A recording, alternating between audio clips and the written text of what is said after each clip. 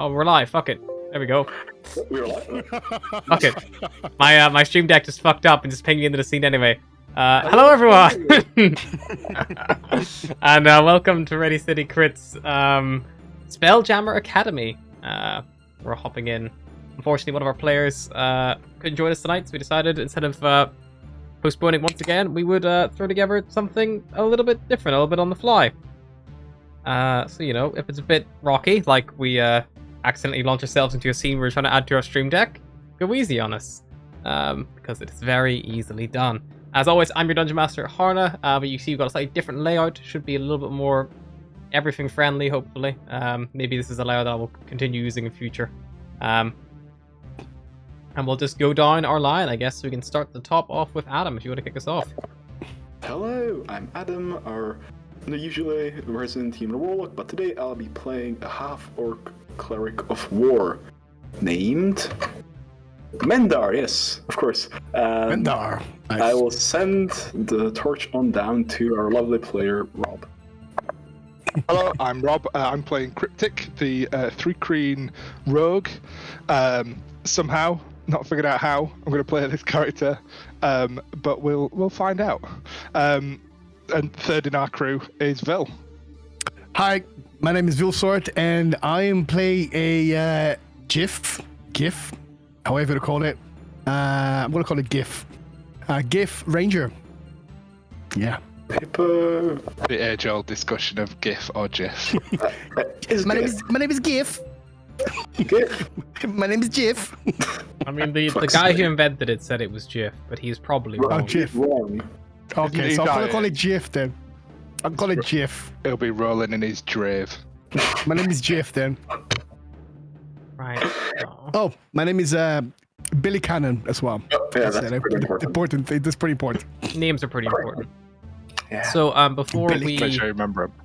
we jump in, I know we're all a little bit fast and loose with backstories and things like that. So there's you don't really need to give much detail if you don't fancy it. But if you would like to share anything about your character and you know how they have come to seek out wanting to be a spelljammer, you know, but by all means, now is the time. If you want to share that, you're all aware of each other. You're basically you're on a crew together, so you are familiar with each other to a certain extent. That's kind of where our story begins.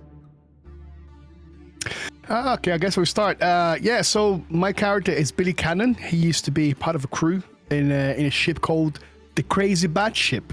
And the reason it's called Crazy Bat is because the captain was crazy bad shit. And yeah, I spent a long time in that ship with the crew. We were practically a big family until one day we took our ship and we sailed towards the wrong end of the astral plane. And our ship got destroyed. Luckily, I managed to be the only survivor.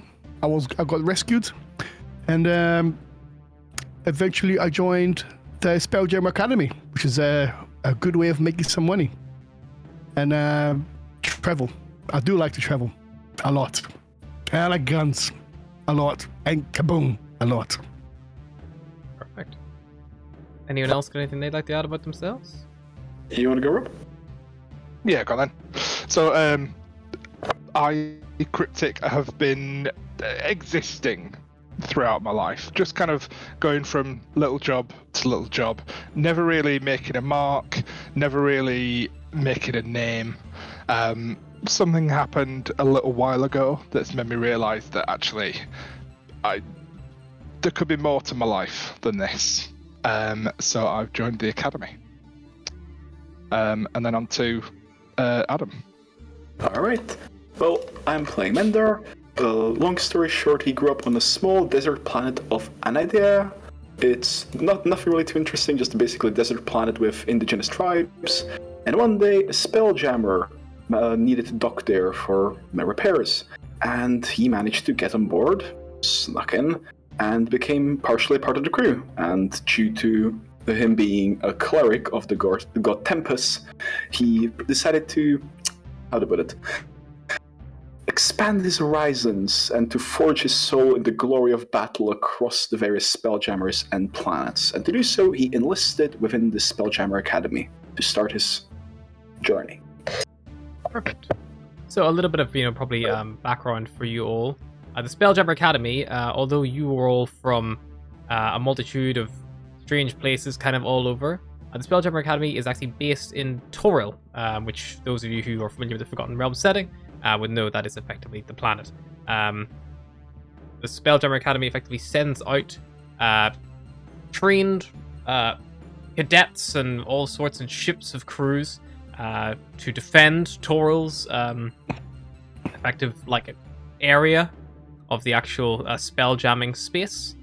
So that's kind of roughly where we find ourselves. So although some of you are from all over, or may not even be native to the exact planet itself, through the magic of spelljamming, we are all kind of brought together in this location. I've just got to do one more thing, and then I'm ready to rumble, I think. Alrighty, that will no doubt take a second. But before we jump into it, I need everyone to roll initiative, please. Oh fuck! Don't worry. Prepared for a death save then. Tokens are going to. Already. Tokens are going to Is there appear a in a token I second. can click on? They are coming. Don't worry. That was what I was doing when you were Boy. giving me such lovely descriptions. So I have. Should have been longer. Could have Always been buy longer. the DM a bit more time. You have to start with the birth and go up from the child. Also, if anyone from Roll20 is ever in Where's- chat, you fucking broken the image I'm importing, by the way. It's shit now. I don't know what you've done, but fuck you. That's all. Roll20 just quits. Let me. Dragging images Is is no it- longer a simple drag and drop anymore in Roll20. It's like fucking pain in my hole. Ah! Nice. First, not one. Alrighty, let me just Wait, give you you guys can see control of your tokens? little tokens, and you will be able to see. I can't see the tokens. I can't see my Don't tokens. worry. Don't worry. You will be able to see in a second, good sir. Is it just me or it sounds a little bit robotic? The chat on Might just Discord. be you. Let me have. Like for Sorry. me. Let me just have a quick connect Don't worry. on Discord.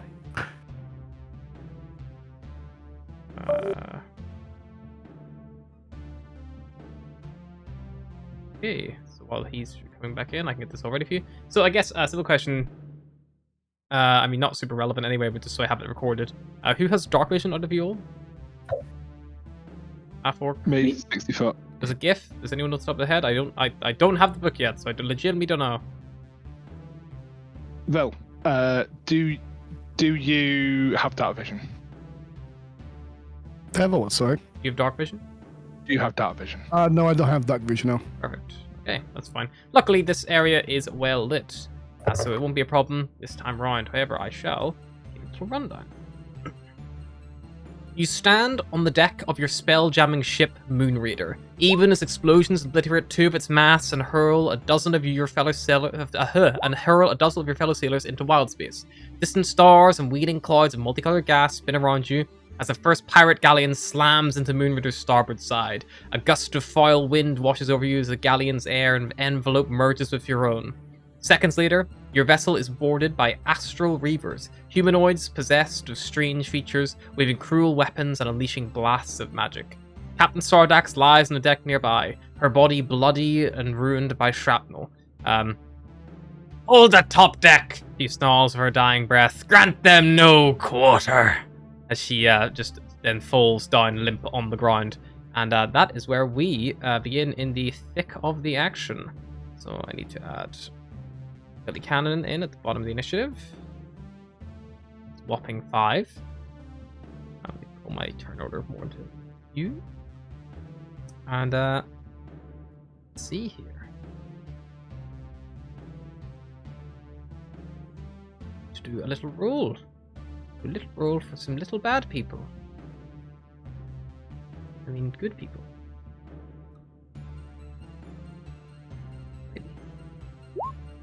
16. Okay. So, top of the round, we have Mendar. Mendar, you see this enemy ship has just pulled up along the starboard side, which you would know, being a spelljammer user, is what side of the ship? The left one. No, you had a 50-50 chance, and you are wrong. Fuck. It is the right side. It's going well, lads. It's going so well. This is going fucking Real perfect. pros.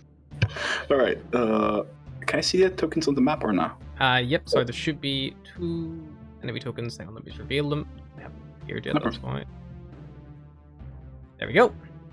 These are these 2 Reavers, and these ones, kind of looking at them, you see one has like fish-like features and needle-like teeth, and the other one has helicopter blades mounted on its head, and is like hovering just off like a foot off the ground.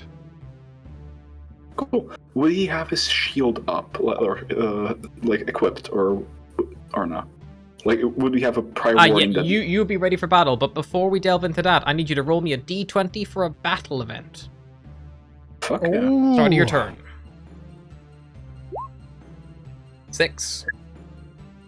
Alrighty. As you're kind of like taking stance, the ship has just crashed into you, and mounting itself down there, another Reaver jumps aboard the vessel itself, pulling themselves close to you. That's combat.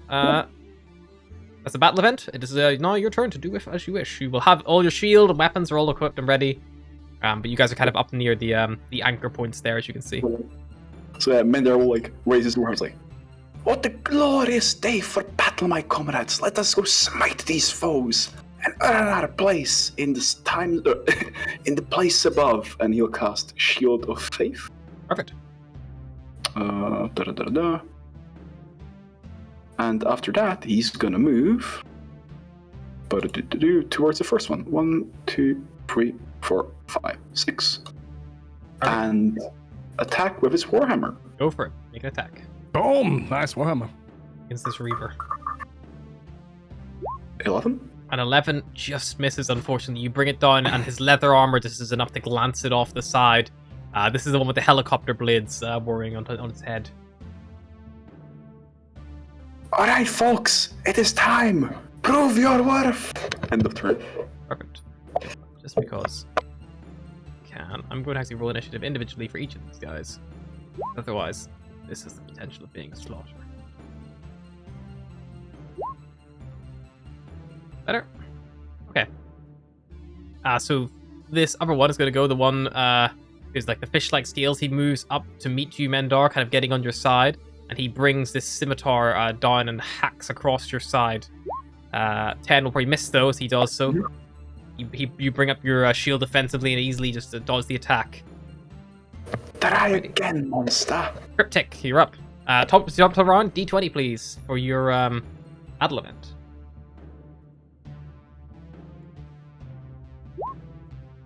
A 12. Another Reaver leaps. This one swings on a rope and lands on the far side of the deck, kind of crashing over there. Oh, good. This might be a short campaign, boys.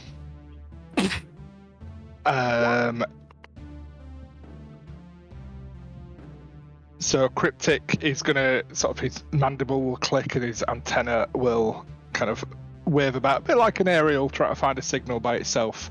And he's going to fire his short bow, because he's got short bow in his main hands, short sword and dagger, Mr. Tooled Up or what, and he's going to fire at the one who is in melee with Mendar. Perfect.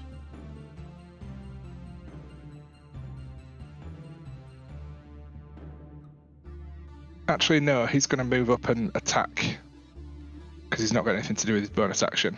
He's going to stab. Sure. I mean, yeah, I was going to say, you don't actually have steady aim, do you? That was for your Not yet. Yeah. level 1, maybe. Shit time. 14 hits, though. 14 damage. Wonderful. And you will also get sneak attack.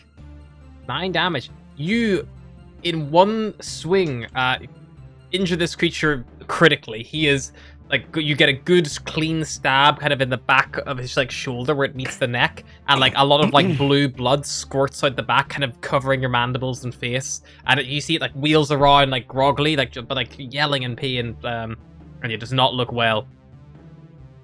And as he sort of follows through with his right small arm, he's going to spin move his last 5 foot, and then bring his dagger around with his other small arm with his bonus action to Perfect. 2-weapon fight and stab. Amazing, go for it. 11. Just missed, I'm afraid. The dagger like punctures through the leather, but it doesn't seem to just go deep enough to get a good grip. You have to hit like quite a. You probably caught it like on where two of his pieces of armor kind of meet together, hoping for a weak point, but instead you end up kind of going for like the 2 points where they overlap, and it just doesn't quite get through. So Billy and Mendar will hear in their minds telepathically, "I should never try for the spin." Oh, bonus. And that'll be it. That'll be my turn. That was a good hit, my friend. Keep them coming. All right, this next one right in front of Mendar will, seeing that he's been rushed by him, will take his own scimitar and slash out for a whopping 8 and miss. I need you to roll me, Billy. It's your turn. You need to roll me a battle event, please. D20, please. Yes, sir. Go. Roll high. Oh, 19. Oh, yeah. perfect. You see from the main deck down below, one of your fellow sailors scrambles, wrestling a bow off a reaver, spins, draws an arrow back, and looses, and he's going to fire at the one be closest to them, so that one down there. So for this, I just need to roll 20. It's not all bad. Unfortunately, a 6 will miss, though, because I can't roll to hit shit. But it is now your turn, Billy, as the arrow whizzes past off into astral space. You see it just, like, goes on forever as it leaves the gravitational line of your vessel. Oh, look out, crew. There's another 2 coming from the back. I'm gonna go forward, go towards this way here. No, I'm gonna go here. And then I'm gonna get out my crossbow. Good thing. By the way, Bailey's got a big fucking fat cigar. At the same time, like I don't trust niggas style cigars. And then he gotta finish up his cigar and then goes his crossbow, and then he go and aim for the one that's furthest. I think it's probably possibly. I say this one got injured already, yeah? This one here. That The one. only This one one. who's injured is that one. Okay, so in that case, I'm gonna go for this one then. Alright, and I'm gonna shoot my crossbow at him. Go for it. Oh, heads up, everyone! Boom. That will miss, unfortunately. We're all rolling like actual ass. Wet Wow. needle flight. Is the highest roll we've had? Is that Blink. 20 by Mendar for the initiative? That was the highest roll. It was a 19 on the dice. Blink! Oh, shit. Oh, sorry. Anything else, Billy? No, I can't do anything, but what is actually it? No, that's it. End my turn. Alrighty. It is this boy's turn. He's going to move 5, 10, 15, 20, 25, 30. He rolls up to you. This Reaver just has a fucking huge nose, like really ridiculously oversized nose and ears. This one pulls a light crossbow, aims at your kind of like back, and fires, Billy, trying to shoot you in the back. AC 16. See how it does. A 20 for 1 damage. Ow! Feel like I guess that is correct. At 1 damage, it does. That feels awfully low on a D8, but sure, I guess. Fuck me. I feel like it's supposed to be 1D8 plus 1. Let me just double check real quick. I think I may have, in my rush to set them up, I may have accidentally. It's 1D8. Yeah, no, but it's 1D. It is plus 1. Sorry, whenever I was building the monster stats, I forgot to add their plus to their damages. So it's 1D8 plus 1. So take an extra 2. So take 2 damage total, please, for that attack. Okay. I'll correct that on the stat block now, so now whatever any future rolls will not be. Okay. Ouch! You called that a weapon? I'll show you a weapon in a minute. Okay, Actually, 6 seconds. perfect. Mendar, top of your turn. Roll me d20 for a battle event. Indeed, one moment. Roll high. Haha. Huh. That is good. Alrighty. That battle event.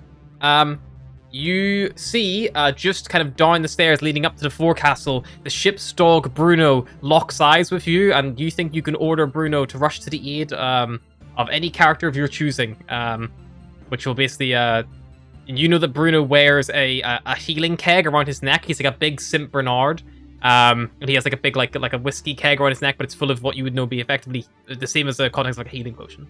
Not as strong, but Bruno, you valiant beast! Go help out Billy over there.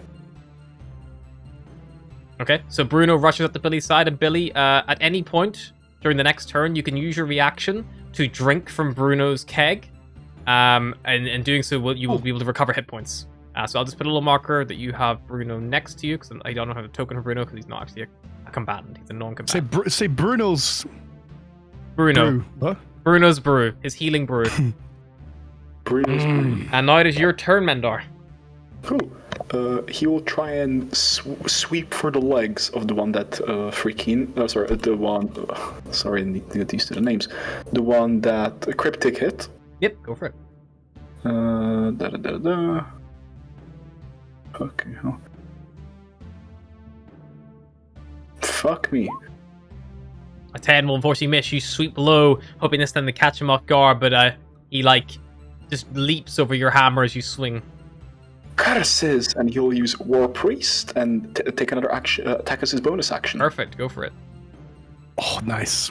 Fucking love war clerics. What the fuck? Wow. You swing this time high, and he ducks. Although this guy's bleeding horribly from his shoulder, maybe it's just the pure adrenaline has just kicked into his system, but he is running a mile a minute. Now this will be a battle worth telling.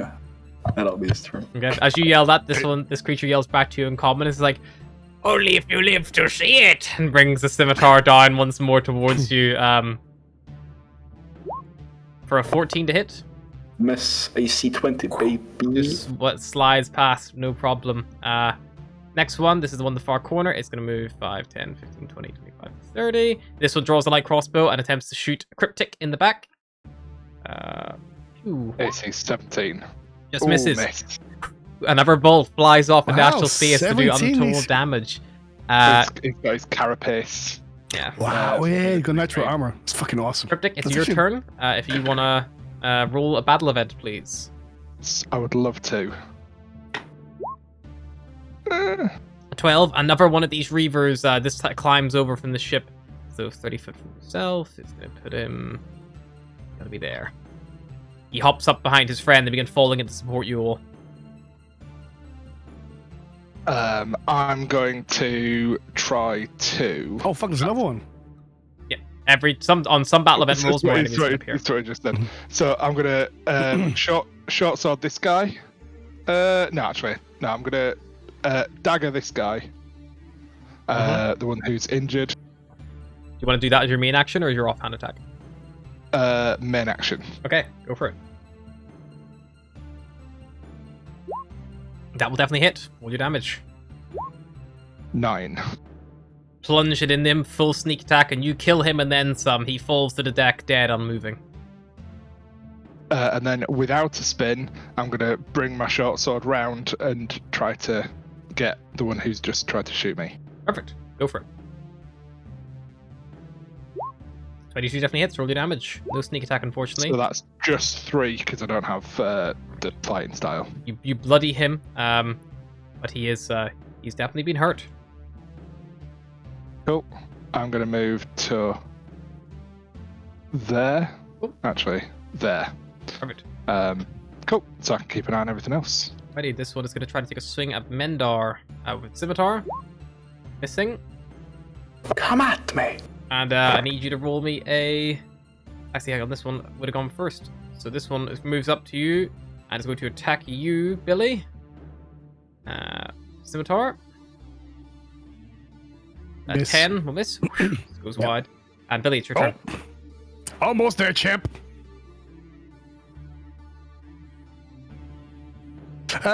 Shoveling a creature. First up, battle event, please. Roll me fuck, D20. Okay, boom. Oh, 4. shit. And have one of these people swing on board the deck. Down here for you. Oh, fuck. Your turn. This one has shoveling- pure reflective scales. Shoveling someone. Oh, is it 5 feet or 10 feet when you shovel someone? 5 foot to shove, or you can choose an up and prone. Oh, fuck. So if I go here and I try to shove him this way, would he go off board now? Maybe just an Because edge. because more than half the tile is overboard, yes, I would say he does. Really? There is a railing there, so he would have a chance to save himself, potentially. Okay, I'm gonna fucking do it. Believe it or not, Billy is actually very agile. He's gonna roll around him. And as he rolls, he's gonna go onto a shoulder shaft. We're gonna try to shove him overboard. Okay. And I get an advantage because I am a fucking hippo, motherfucker! Moto. Where is it? You're approaching me? I'm a motherfucking hippo, bitch! I think he'll struggle to dodge this. Yeah, you shove him over the edge of the deck. Let's see here. I hope I can swim. Oh, my bad. There ain't one in there. Poof. The problem is the gravity plane. You shove them outside. Yep. So they actually get. I think they're actually still inside the gravity plane of the ship. Hence the wisps around. So as they fall off, you hear the sound of their metal boot, like the boots, just like doom, doom, on the wood as they fall past the gravity plane, and then it pulls them back up in on the other side. Unfortunately, on spelljamming ships, gravity does not work like normal. It actually, effectively, if you imagine it floats on the middle of the ship in a straight line, but it works both top and down. So you can walk on the bottom of a spelljammer ship, no problem. Even some ships are designed to have like both a top deck and a bottom deck, but like you can stand on both without it being any difficulty. Like standing on opposite ends of the earth. But yeah, so you hear their feet thud, but they are effectively, for now, I'm gonna say they're out of the combat, but they're not necessarily dead. But like on the outside. Okay, so how many did I do? I go. I went 10. So I'm gonna, and then after do that, I'm gonna go back this way. Take some space. Sure.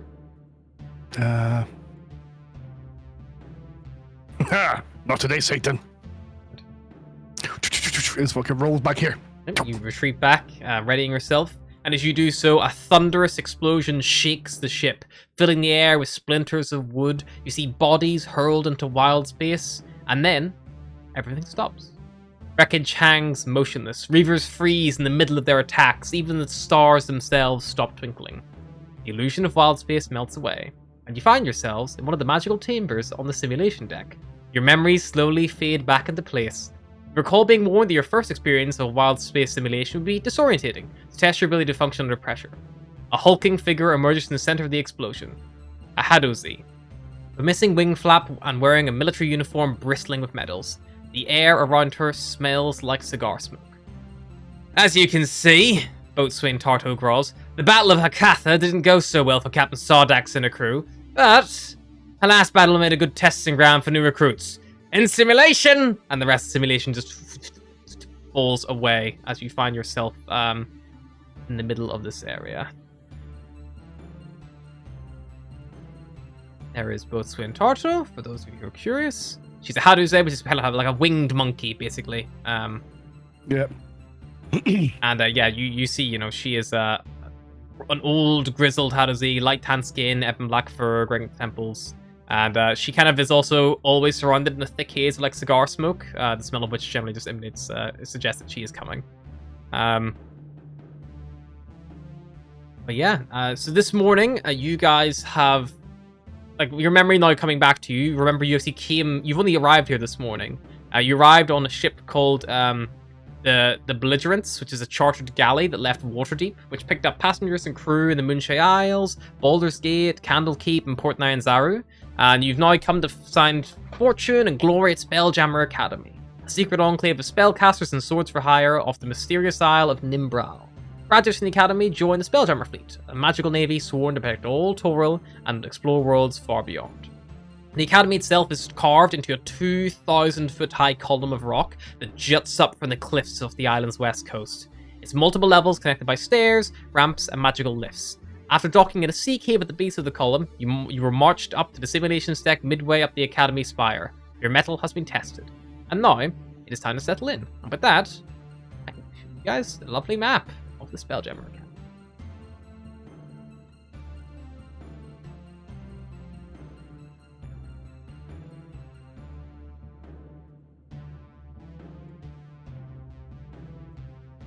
Nice. Alrighty, so you guys are currently on the simulations deck, which is here, halfway up. You're in the northmost simulation chamber. That point of reference is kind of like a large circular like hall with a dome ceiling, arcane runes carved into the stonework all around. And an officer in uniform can create a variety of simulations in these chambers, creating it with an illusion theme that kind of affects all 5 senses you just kind of detected. And that is about it. As you are there, Tarto kind of like looks you all up and down, and you see she kind of approaches Mendar first. He goes like, well, so immediately charging multiple enemies on your own without immediate assistance, not the wisest move, but luckily you seem to be able to hold your own to some degree. Looks to Cryptip, nice trick with the knife, but remember, if your dagger gets lodged in someone's armor like that, you're going to wind up dead long before they do. Next time, maybe don't go for the spin. And then looks to Billy and goes like, good shove. But, you know, think about the impact of gravity. We're not on a normal, this isn't Toral up there. It doesn't work the way you expect it to. But it removes someone from the combat briefly. They would have most definitely come back sooner than you would have hoped. A lot sooner than someone who'd fallen off, say, an airship and splattered on the ground. Well, anyway, if you wish to know any more, I suppose you're here to spelljam, most of you. Those of you who have spellcasting, I didn't see any of you. I, in fact, did cast a spell. A shield. Yes. I recall it was so early in the combat, the shoving off the ship kind of just threw me, to be honest. Yeah, it was quite impressive, I have to say that. Well, It was quite impressive. you, Mendar, I think, she like checks the clipboard. Indeed. You will be joining the Spelljammers, who are able to pilot spelljamming ships. Looking down, Cryptic and Billy Cannon. You will be joining the Spelljammer Corps, seeing you have no magical ability at current.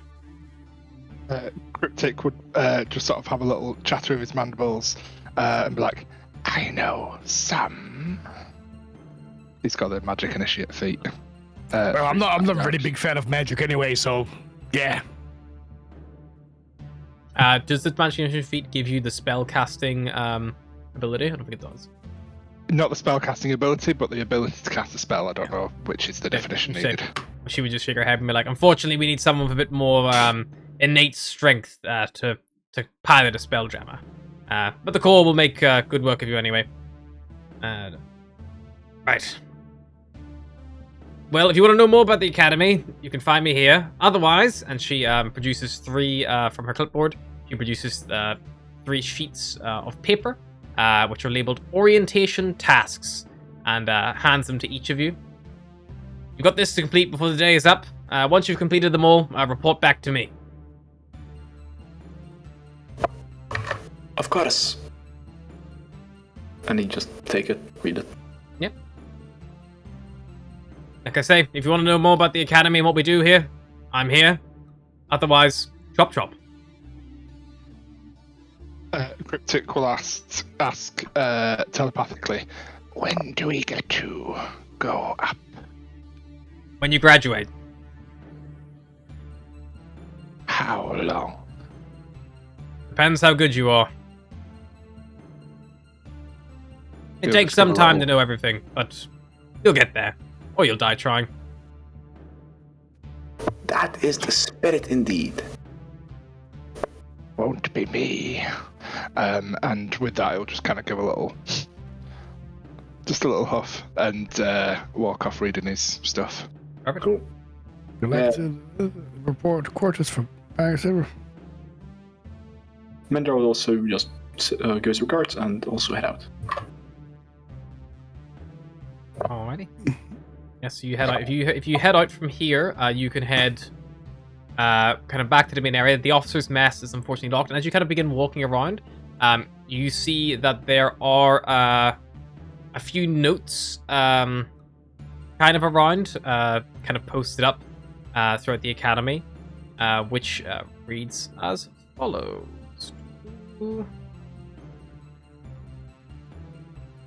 Kind of posted up every now and again.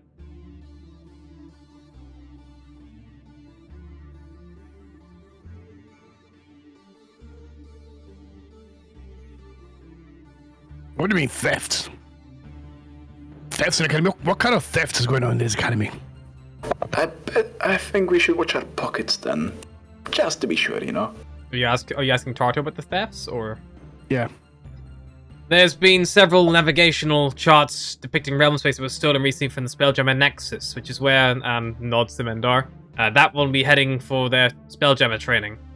The thefts have, caused the investors to be a little bit shaken in their confidence, and they've reduced their monthly funding. Mert is not happy about this. Better. I guess better watch out then.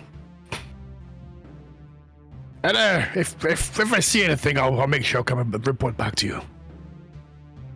Not to worry. These big puff of cigar. She also... Good taste. Those things will kill you, you know. Only saying that to Billy. And I reply in Thricken. There's other things that can kill us faster than a good cigar. Because I can speak Thricken. Thricken. Right cream. I don't know how. Can you say Thrycreen? Right cream. Free cream. Dry. Fry cream. Fry cream. Right. Yeah, close Fry enough. cream. You speak fried cream. Brilliant. Fried cream. Yeah, just fry the cream, put it on my face, and then, yeah, it's fried cream. You do what you want. I'm going to collect the weaponry. And you'll kind of tap the note. Do we have to do this by any particular order, or just go and get stuff done? Yeah, they can be completed in any order. Report to me once you're finished. Okay. All right. Well, sounds good. Well, weapons are good. Might as well take it in order now. I'm gonna go with you, Crip. Well, no. The weapons are just for us, not for you.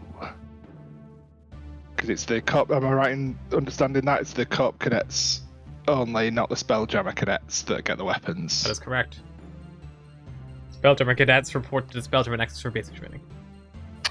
Okay, I'm just taking the checklist from the orientation. There is a welcome pack in the administration jack that you all would benefit. So all cadets is the top 3 tasks and the final task, and then there's also the middle tasks of 1 for core cadets and 1 for Spelljammer. So you will be split partially for that time. All right. Okay. I in character, I'm just looking at the thing where I get something that I know is going to be of value to me. So that's my focus. Cool. Collect service weaponry from Mr. I think I'll go stores. collect the. Sorry. I think I'll go collect the package. Seems like interesting. Something interesting. Well, I don't think it's a good idea for us to split up, so I'm gonna come with you. Oh. Yep, no choice. We're coming. Let's go. By the way, he's like 8 foot tall. He's like almost a fucking ton. It's like 900 pounds. Oh, company's good company in the end. Let's go. I'm afraid I'm a really good company. Don't worry.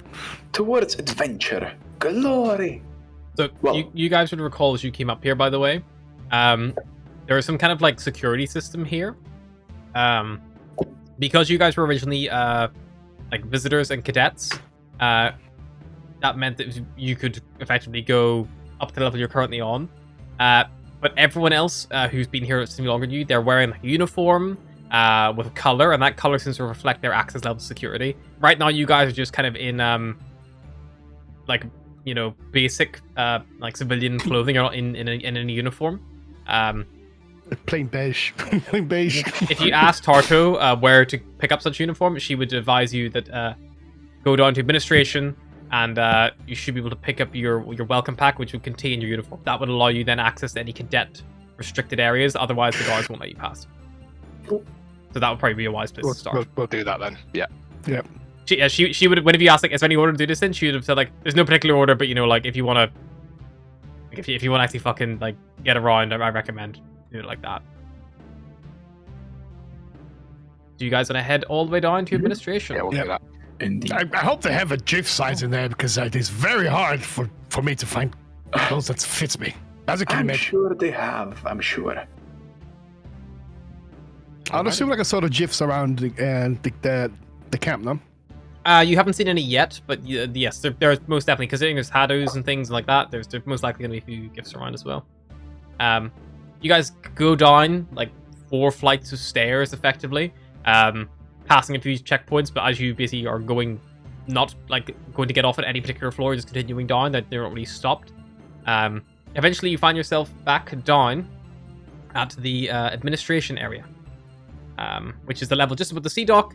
There's, like, a visitor's lounge, a bar, you know, there's some guest rooms for visiting, like, off-world dignitaries, and also the academy reception. Well, I think we should go to the reception for our things, no? 100%. Alright, onwards. Let's go.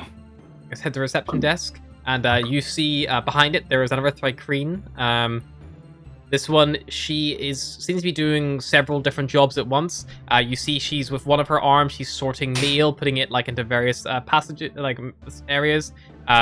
You see in one hand she's brought a setting stone to her mouth, and she's like, "Academy's accounts payable, Sir Kerr speaking. Please hold." She puts the setting stone down and picks everyone like, "Continue."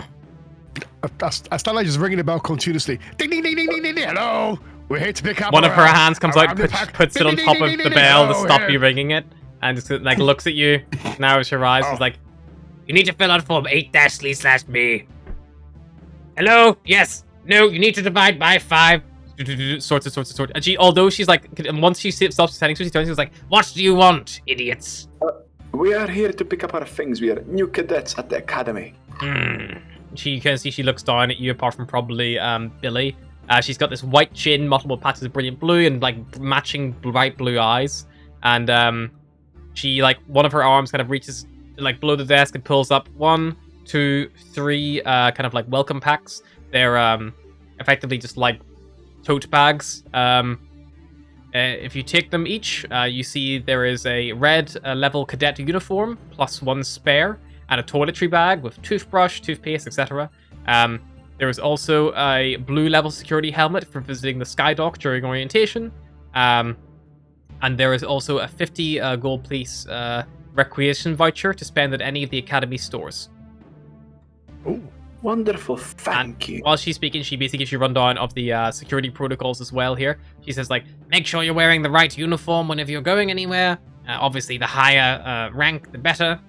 The blue helmet will get you to the sea dock and cargo area. The red cadet uniform, which is your standard, will get you to your cadets' quarters, gymnasium, Spelljammer nexus, and stores.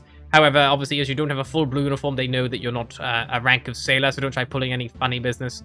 You're also free to wander the administration here, apart from obviously the record room, the sea dock, apart from the cargo area, and the simulations deck, apart from the officers' mess. But I think you've been to all of those so far, being visitors. Good luck, and welcome to the academy. Oh, and if you do attempt to bypass any of the security checkpoints, just bear in mind they are manned by veterans, and they do carry disintegrating short swords, which will render you dust if you attempt to force pass. Wonderful. Thank you for the word. Have a nice day.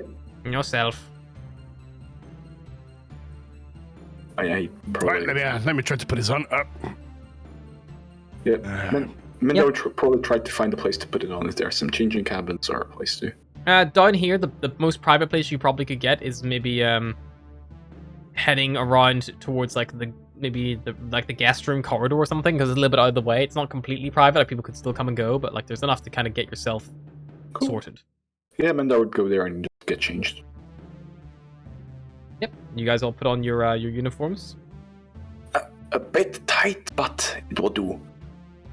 Yeah, I'm not very smart, so I'm just gonna go like behind a bush or something. Oh, yep, that'll do. There are no bushes inside this building, but okay.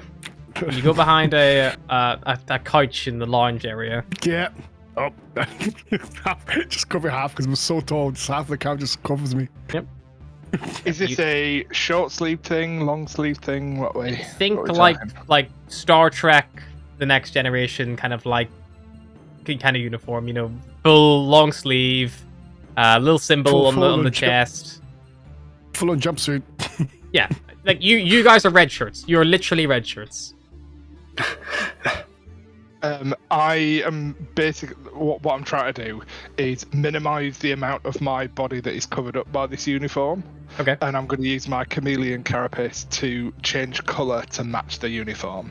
Sure. So that it still looks the part, and I've still obviously got it on.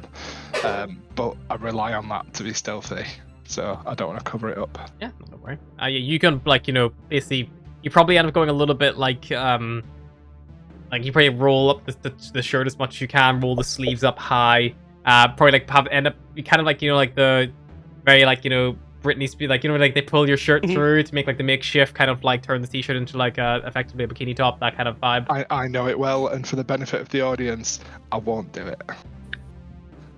But yes. Oh, I thought Bill was going for it as well. I thought for a second there as well. Are you just in your little love art boxes, Bill? Animal, yeah, mate. No, it's like shorts, but yeah. Anyway, Shorts. How short are you shorts, eh? Anyway, so yeah. Who wears short shirts? So I'll just kind of minimize the amount that I'm actually covered up, and then come back out to join everyone. Perfect. Yeah, you're not covered. Like it's not covering you. You can still effectively benefit from your community carapace. That's no problem. Sweet. Alrighty. Yes, you guys are all still down administration. You have still 4 tasks each to do. Mm-hmm. So I suppose, what would you like to do? so we've got a pack. So to give you guys a note, on the little map here that you're seeing, any of the red dots are areas that you now red and green are areas you have access to, because you have your level of security access. Alright. Oh, you mentioned you want to go to get your weapons. I might, in that case, head towards the Spelljammer Nexus. Fine. We'll meet you in the quarters when you're done. Very well. Best of luck, and I hope they have the weapons you desire. I look at the list like, I think I'm just gonna follow for the list. I'm gonna go to the banks next, and to the ship section. Or that's also a possibility. You guys want to all stick together for the all That'd be easier, tasks, wouldn't just it? to save us Instead of being repeating them, because obnoxious. otherwise, Yeah. spot on. So are you going to go for the quarters of the bunk assignment? Yeah. Alrighty. So Shotgun top bunker.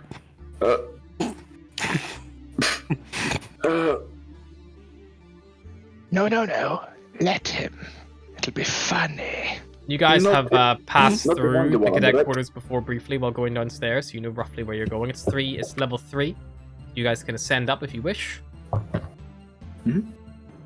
So, wait, how are we ascending? Like stairs and ramps? Stairs, ramps, floating, like lifts and things like that. But yeah, they kind of all mishmash. Primarily, it is stairs and ramps. This is sure a change from Anadia. Never thought I'd miss a desert.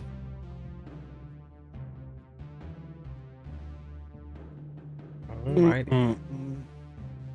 So yeah, so you guys keep ascending up, and as you arrive there, this area kind of serves like a dormitory, and like there's a small dorm for academy graduates.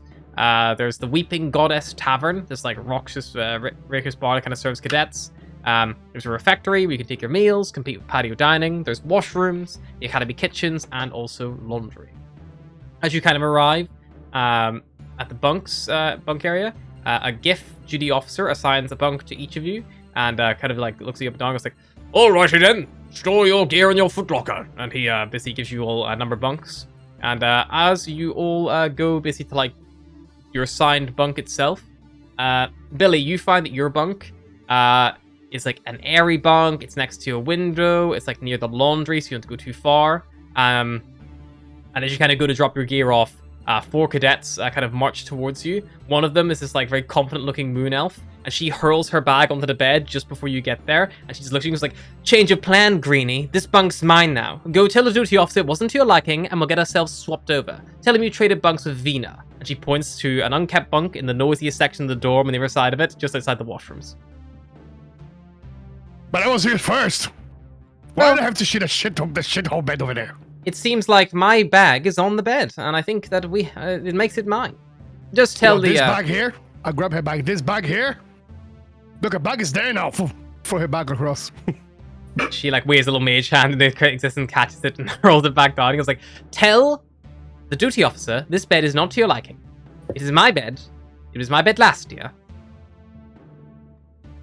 So I'm not gonna have this bed then. No. Are we Okay. hearing this dispute? Well, You all can see that. about- You can also see this what- little... What about if I just sit on this bed and I pretend you're not there, my friend? Like this. Oh, and I turn around and I try to put my ass right in front of her face and I try to start sitting down on her. On her? If she's not gonna wait, move, she's I'm on gonna the bed. sit on her. Okay. Let me try this bed. Yeah. She's not like sat on the bed. She's like put her kit Oh, bag she- on the bed. She's just standing next to it. Okay, in that case, so her bag is back. Okay, so I was like, in that case, it will be very, very sad if a heavy guy like me sat on a bed on your belongings are there, wouldn't it?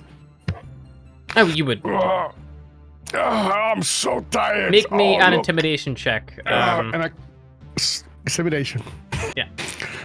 Man, I'm very good at intimidation. 5. Yeah, you see her stretch and like, begin to go on. She's like, "This simply won't do, will it?" And she just like moves her bag out from under you. And as you kind of go to sit down in it, she just telekinesisly shoves you on the floor. Just boom. Ow! Alright. Oh, yeah, because it doesn't matter how heavy you are. Yeah, It you doesn't matter, does just it? go. You can make Just do- I can't remember the save off the top of my head. I think it's a strength save, isn't it, to resist? Strength save. He's not got a super high DC. Come. Yeah, that'll do. She tries to shove you off, and you feel like the push, but yeah, you're able to hold your ground. Okay, and I carry on just pretending I'm gonna sit. You sit down. She looks to her friends. She sighs. No, you better tell your friend that if you want this bed, you're gonna have to get me out of this bed. And to be honest, friend, I don't think you can. So, You're going to regret this, Gif. And then her and her friends turn. They begin like muttering back and forth themselves, and they go across and then begin. so no, I'm not gonna regret this bed. I just blow smoke in her face. Cryptic and Mendar, you have no problems with your bunks. They're not the best bunk in the world, but they're definitely not the worst bunk in the world. You will get your- After that little altercation, I'm going to turn to Mendar and says, 3 gold, he will regret that. I'll take you up on that, but if a battle erupts, I might join in. Us. Why Oh, not? you and I will change the color of my carapace to match the kind of the decor, the floors and the wall, just to kind of. I don't go invisible, but I definitely look like I'm Now part that's of the furniture. a good trick.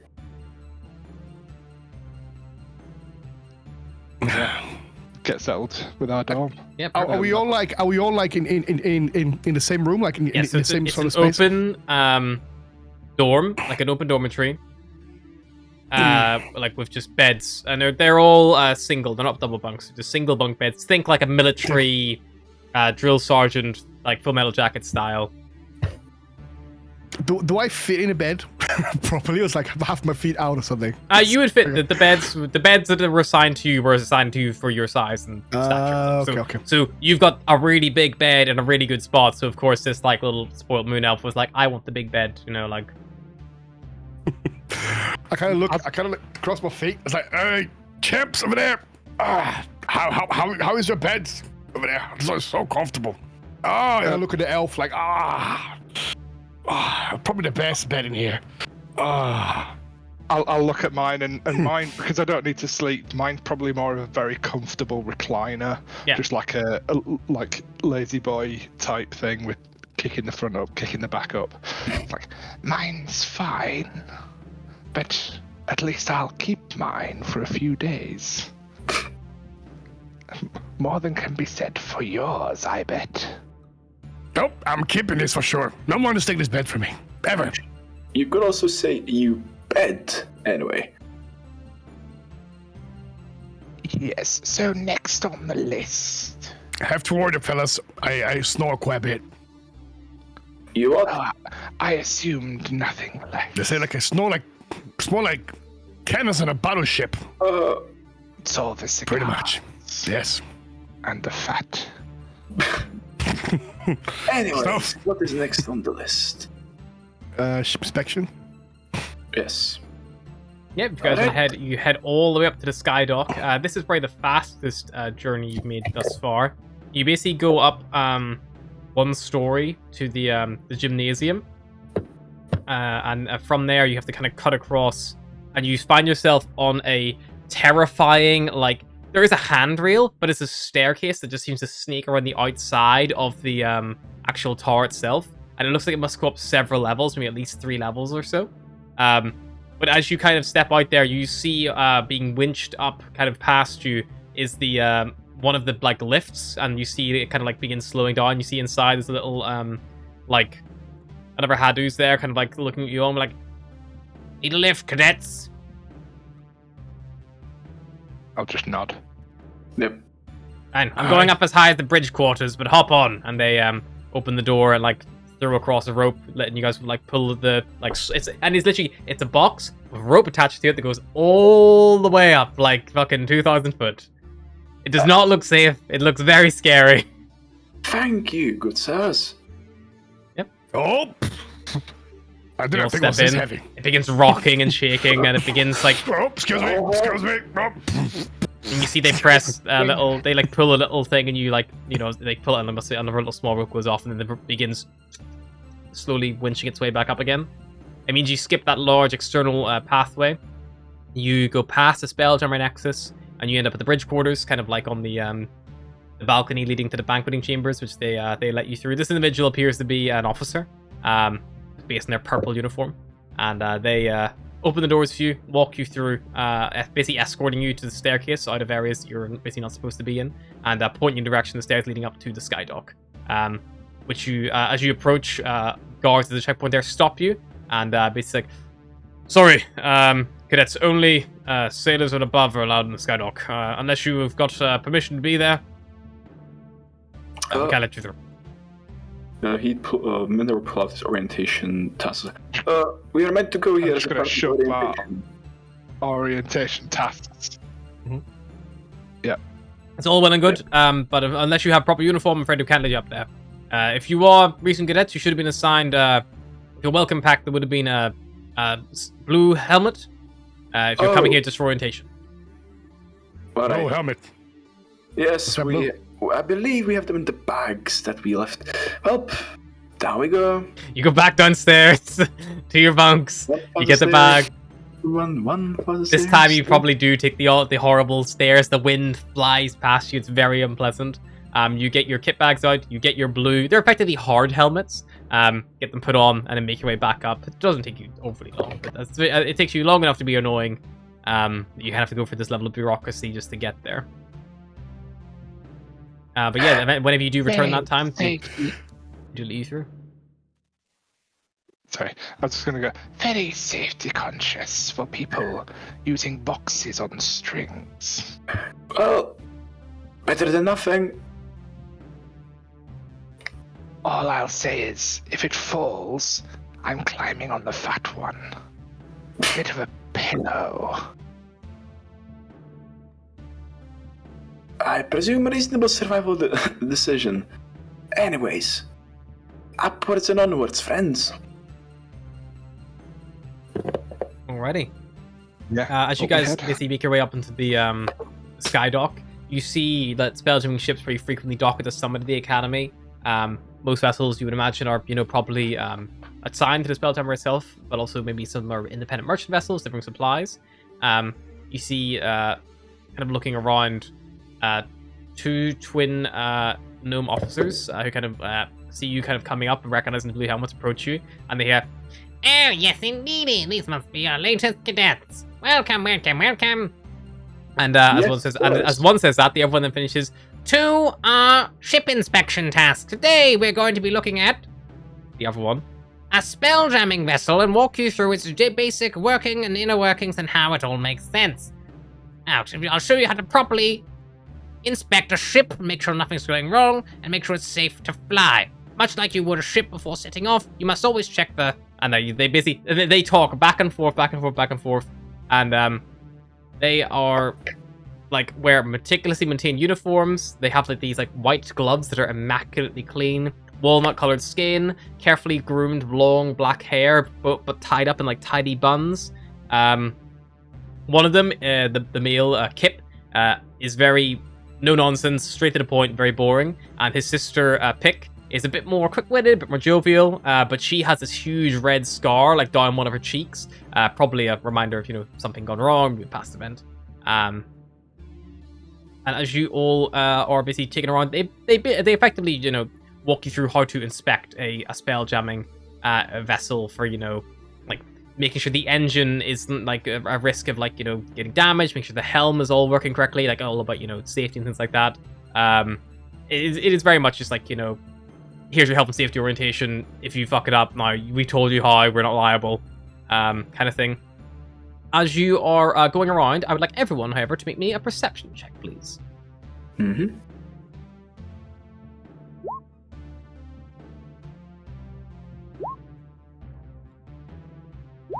Alrighty. Billy, you're the only one who notices, but on a nearby dock, you see a hobgoblin wearing officer's uniform, so he's with the academy.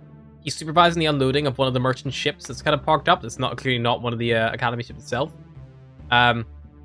You see he just, like, surreptitiously slips the merchant a platinum piece, and in return, in one fluid movement, the merchant hands the goblin a small bottle, which the officer just conceals in his pocket. Who's next to me this moment? Is it Crip or Mendar next to me? Crip and Pick are kind of walking guys through, but it's you all five of you effectively are all together. And where is this goblin going now? So he said, so the goblin gave this person someone else, and he took a cup of. So the hobgoblin officer gave the merchant a platinum piece. You saw the glint of it in the light, and then almost in return to that, the merchant like what next kind of as the next crate was being bought off, effectively slipped the officer back a small bottle, probably no bigger than that kind of size, like a 200 ml bottle kind of thing. And the officer concealed it in his pocket, trying to be subtle about it. You just managed to catch it. Okay, so I ask whoever's leading us to where we're going, if they know who that hobgoblin is. If you point over, yeah, I was like, excuse me, who's that peculiar person of a hobgoblin over there? That is Officer Edrog Bark. Edrog Bark. What is he in charge of in here? Currently, right now, he's overseeing customs and making sure everything coming in is being properly made sure it's fit for purpose and nothing illegal is being smuggled on board, or and everything is being properly taxed if it's being brought from different areas, making sure everything's up to shape. Really? Nothing you need to worry about. It's above your role as cadets. So you will eventually get trained on what can be brought from places and what can't, and by things like custom charges and things like that. But it's all for later. Sure. And what does that merchant over there sells exactly? I'm not familiar, unfortunately. Pick, then calls around like, nope, no idea myself. I think just general supplies, probably. We mainly get food and drink and things here. We don't have any farming or anything like that. We have to get our supplies from somewhere. Okay. Interesting. Okay. Just curious. Alrighty. Yeah, you guys finish your ship inspection orientation and basically get it like stamped off by Kip and Pip as you have kind of been thus far. And yeah, it has been effectively marked as completed. So you guys are you roughly know your way around a Spelljammer and various things like that. You've a crash course in a sense. Oh, that was interesting. I'm not sure if I remember anything of that, but interesting. Do I get to go get weapons now? And I get to learn how to pilot that, apparently. Good All right. for you. Copy, I cool. suppose. So, Corp Cadets, collect service weapon. Yep, I'm gonna go get my weapon as well. Alrighty, so you guys kind of continue. You head back downstairs together, albeit briefly. As you pass the Spelljammer Nexus, Mendar kind of breaks off from the two of you. You guys got to head all the way down to the stores below to get to cadet quarters. So it's taking some time. So as you're heading down there, you, Mendar, kind of find yourself in the Spelljamming Nexus, and it's like there's a laboratory here, a library of navigational astronautical references, a chart room, and the actual Nexus itself, which is this like huge chamber containing 8 training Spelljammer hems. They're these ornate high-back chairs, and they're mounted onto mechanical gimbals that encircle a 30-foot high orrery, like depicting Realm Space itself. Think of it kind of like a flight simulator, the full, like, you know, you move this gear stick and the whole thing moves, kind of like something like that, effectively. The training officer who greets you is this human, kind of like a big smile on their face. They are fairly mysterious. Introduce himself, kind of go like, I am Seath Abazine. I will be walking you through how to fly a Spelljammer, I suppose. If you want to take your seats, and you and several others all begin getting clipped into your actual helms themselves. Yeah, and they have this like beautiful pale white skin. It's almost translucent. Their blonde hair is more like a fashionable, like immaculate manicured pompadour, and yeah, they kind of like greet you. You all get comfortable and sat down. So let's see. Right. How is your lovely training going to go? So as you kind of like are trained to operate these training helms, and as you do so, you're effectively moving, like, although you're moving in itself, there's actually an illusory, like, miniature test ship, which moves, like, almost mechanically as the Ori, through the Ori, like, as it spins. So it's almost like it's fixed, and, like, the whole world's rotating around it with you, so you're basically, like, guiding it through to make sure it's, like, hitting all the right areas, not crashing anything. And, yeah, you're effectively completing a realm space journey with this test vessel. It is an incredibly strange sensation. It's more akin to, like, moving an arm rather than, like, you know, I'm holding a joystick and moving it left and right. And as you're kind of like in the middle of it, Seath kind of like comes up behind you, and you just hear like, so, tell me honestly, who among your friends and fellow cadets do you most respect? Well, he like looks like, I haven't been here for that long, but from with my cadets, well, I would say it would be. I didn't get to talk with that many, but I would say that Billy, oh, what's his name? Cannon, and Cryptic, the Freaking. Those are the ones I talk to most, and at least in battle they proved their valor in the simulation very much. Something And inside your mind holds you back. What is it? Speak, or it may just poison your ability to fly. I'm not sure. Perhaps the new environment. The place I grew up in is the exact opposite of this place. It's like a flat desert, not, you know, a spire floating in astral space. Don't worry. You will have much more shocks and revelations whenever you get up there proper. Right now, you've still got your boots on the ground, in a sense. But I am aware, but thank you. oh yeah, you get a point of inspiration for completing your basic training. You have DM inspiration. Oh, thank you. Meanwhile, several floors down below, you guys are heading to the stores, and you also have your little recreation voucher as well. So I'll say that if Mendor had anything they wish to buy, I'll also walk that through very quickly. The stores here sell basically any armor, weapons, adventuring gear, or tools in the player's handbook, and also all the equipment packs. So effectively, you have 50 gold pieces to spend. However, if no change is given, so if you don't spend 50 gold pieces, the voucher is taken and lost, so you don't get any. So you gotta buy it all in one go, effectively. Gotcha. Oh, so I have to. Is that okay? But Cryptic and Billy, as you arrive down here, you see the storerooms here. They contain basic equipment, rations, and an extensive armory. However, there's this like storefront, which is like a barred window. Think like a quartermaster, like, you know, very much like all the stuff is behind them, and like they'll get it for you upon request, as opposed to like just a shop you can browse.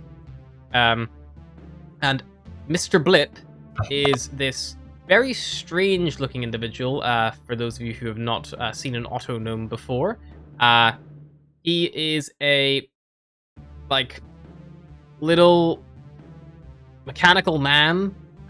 He wears a smart looking leather apron with a score of tools of various purpose tucked in tiny little leather loops, and the only other article of clothing he wears is this felt bowler cap. The color of his eyes, if you first approach, are green initially, and he's got this long, smartly crafted bronze mustache, just grinds whole ensemble off together. And and as he speaks, he just says, like to you, "Hello there. What can Mr. Blip do for yourself?" How long have you been waiting to use that?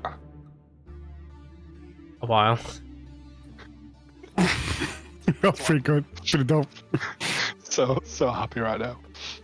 You get player inspiration. I will use it. Yeah. Oh yeah, get play inspiration. We're Yeah. here to collect service weaponry.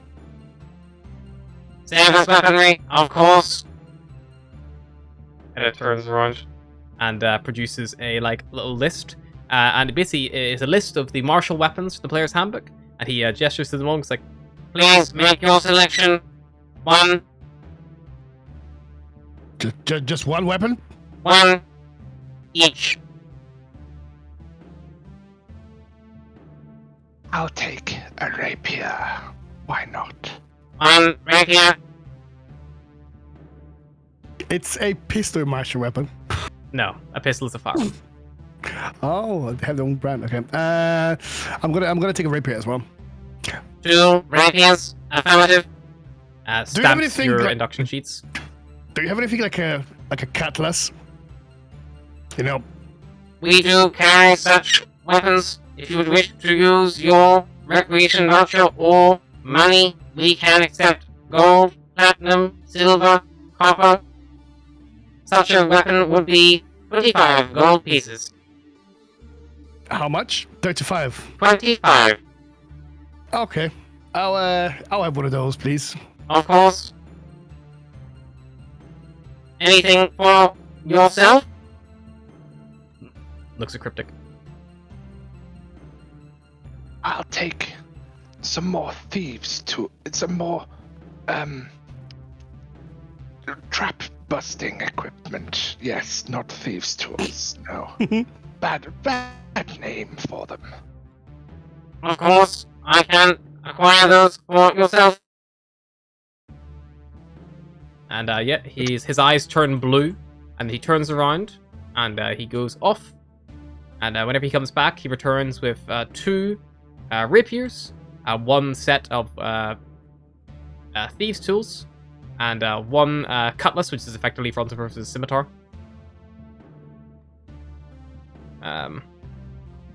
He will take 1 of your 2 recreation vouchers, because that's 50 gold for the 2, and he'll hand the other one back and be like, "You are most foolish, giving me 2 vouchers for 2 things that equated with the value of 1 such voucher.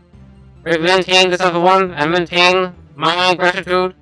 Maybe you remember the kindness Mr. Blip has shown you. Or you could simply buy Mr. Blip 50 gold pieces of scrap metal with the other voucher, and Mr. Blip would appreciate it."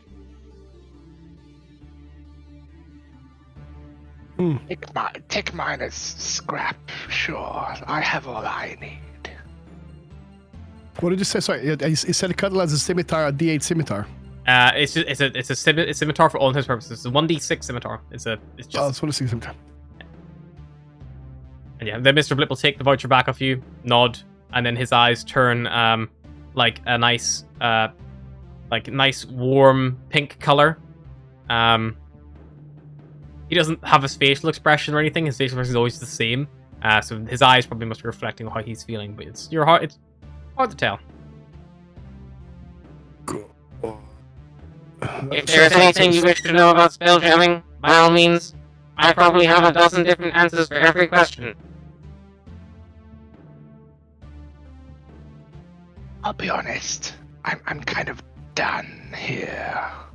What do you think, Billy? Should we go? Don't know.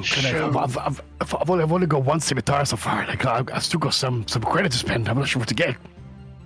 Were you not paying attention? It's gone for scrap metal. Hello. No, it took too long. No, no, please, Mr. Mr. Metal Thing. Make me a persuasion check. Truly. I was so stunned by your weaponry. Said persuasion. Persuasion. I'm afraid all transactions are final. No, fine. You'll survive. Come on. It was free I've got anyway. an assault course to kick your fat ass on. Okay, let's go. I reply in Crips language. Is that how it sound like? You leave my mother out of this. A very rough like accent. I mean, he does speak like a Crit language, but it's like very basic, like a very sort of foreign way of speaking. It must be difficult because like the Tracrian language is clicks and Yeah, exactly. symbols.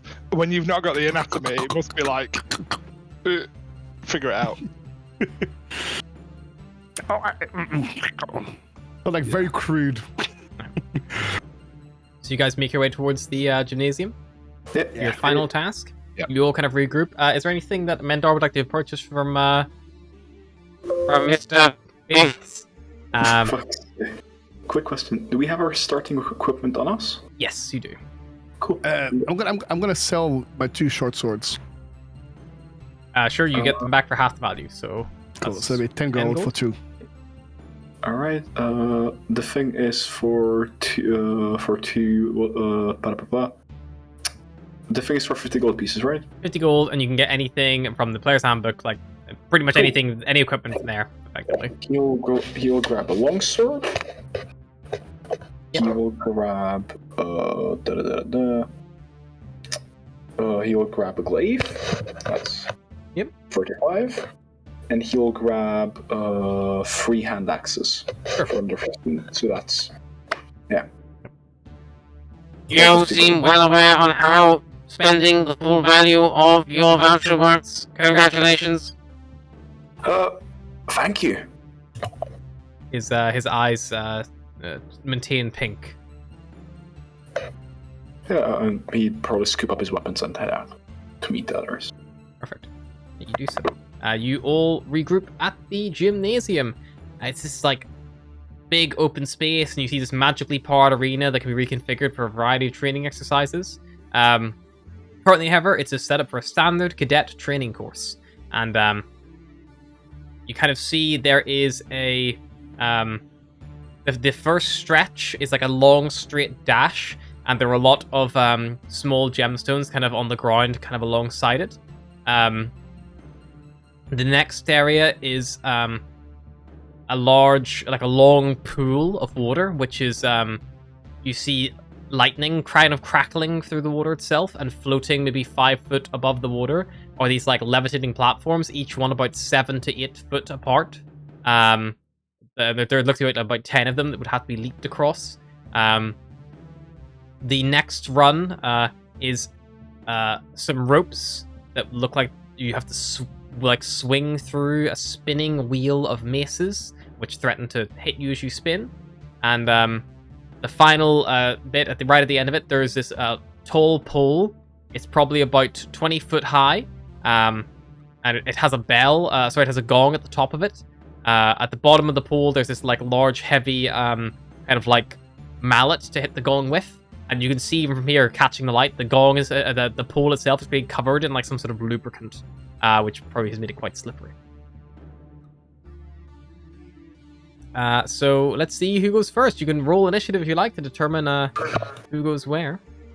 Cool. Okay. Oh shoot! Billy's gonna go first, but it looks Decent.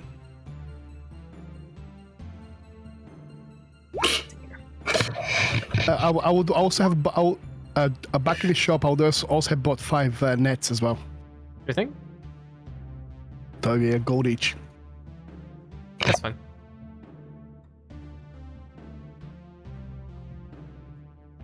Alrighty, so Billy, you start us off with the with your run of the assault course.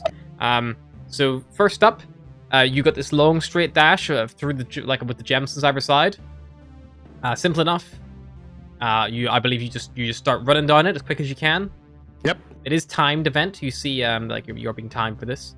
As you begin running, the gemstones begin exploding with these like loud, like illusory explosions.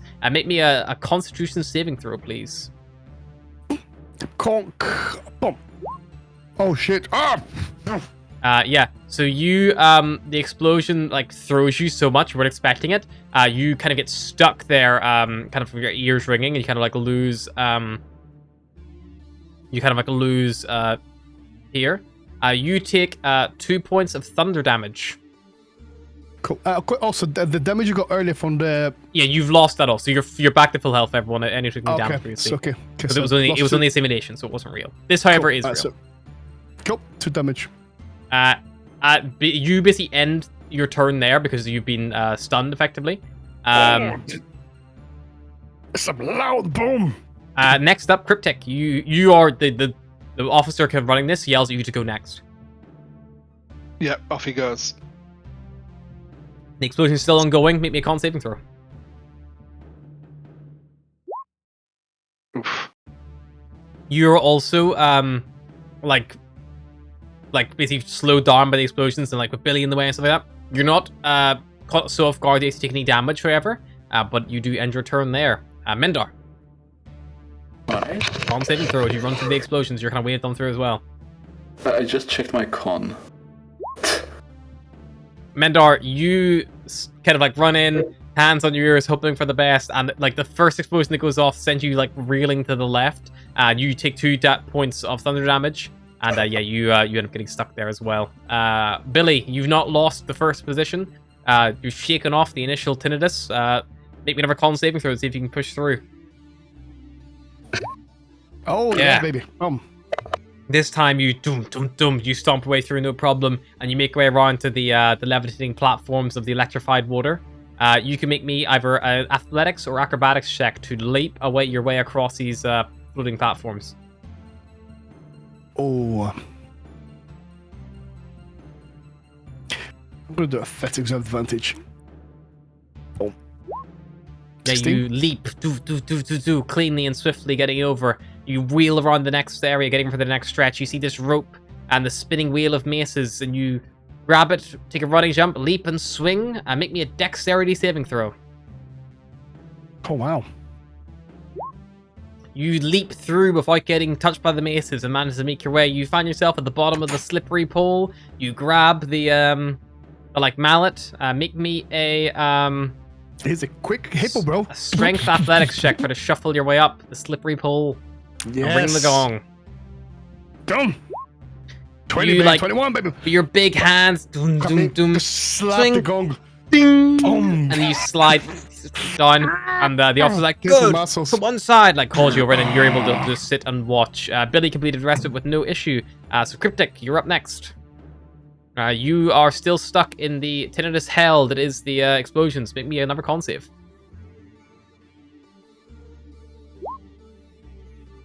Cryptic, still not enough to throw yourself asunder. But yeah, you are, like, the explosions are throwing you side to side. You're unable to keep progressing. Mendar. Mendar will try to... you'll go for a con save? Yep, please.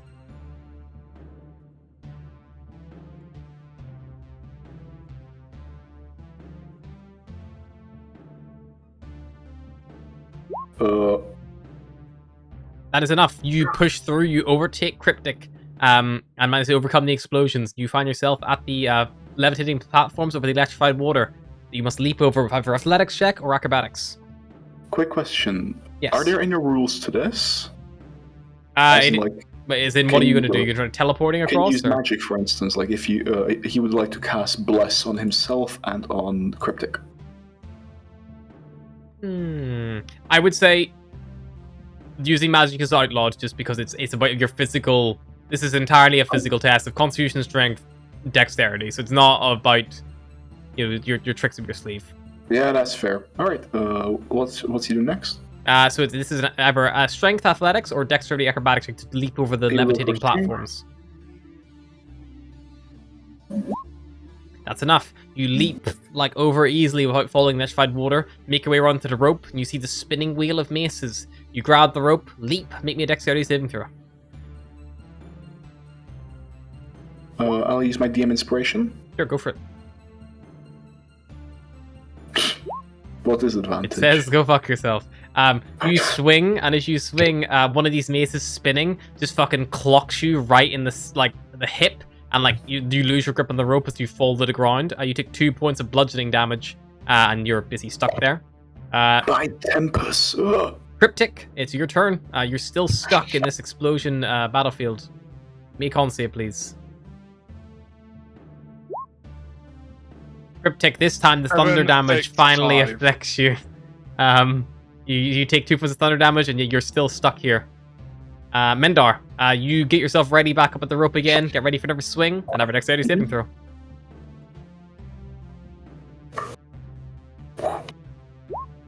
This time you cleanly swing, knowing when to dodge yourself out of the way.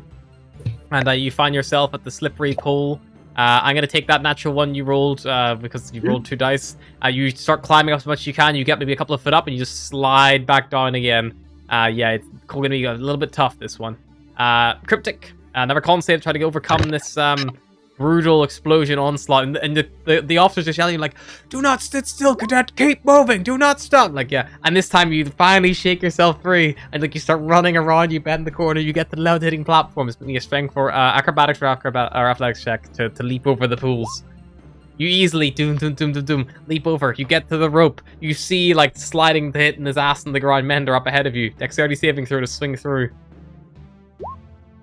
With ease, you swing through. You leap over Mendar, who's like sat on the ground. You leap over his head. All 4 hands and like your arms are gripping in. You begin shuffling up as quick as you can. Make me a strength athletics check for your climbing up the pole. You climb up the pole. You ding the gong with ease. You slide down as Mendar kind of pulls himself up. Mendar, make me an athletics check to climb yourself up. Indeed.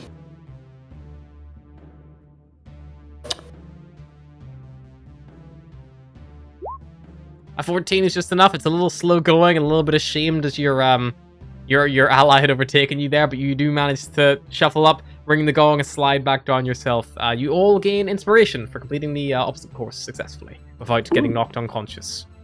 However, the damage you've taken does persist. Does anybody need a bit of magical recovery from their injuries? Oh, fine. It'll buff out. The officer on duty like stamps your basically like note, gives you a little nod, and you'd know if you wanted to get some rest, you could always pop down to like the cadet quarters or something, and maybe go get like a little like food from the refectory and like that, or even go to the Weeping Goddess Tavern before you pop back to the simulation deck. Or if you're in a rush, you can always pop back to Tarto and check in with her. How about I'm just having a minute to like knock the side of my head with one of my arms, just try to reorient myself. You guys would know that like there is set lunch dinner times and stuff like that, and it's coming up on lunch. But you're probably best waiting to be dismissed for lunch as opposed to going up to yourself,